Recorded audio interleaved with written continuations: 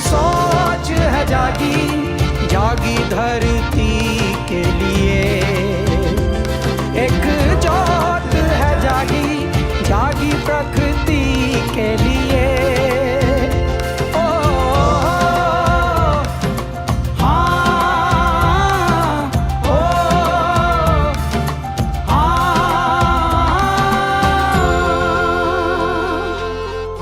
વિશ્વ અર્થ દિવસ નિમિત્તે અમે પોરબંદર વાસીઓ દ્વારા બનાવવામાં આવેલી સાયકલ ક્લબ સાથે સાયકલિંગ કરીને સમાજને અને પૃથ્વીવાસીઓને સંદેશો આપવાનો પ્રયાસ કર્યો છે કે પૃથ્વીને બચાવવી એ આપની સૌની જવાબદારી છે।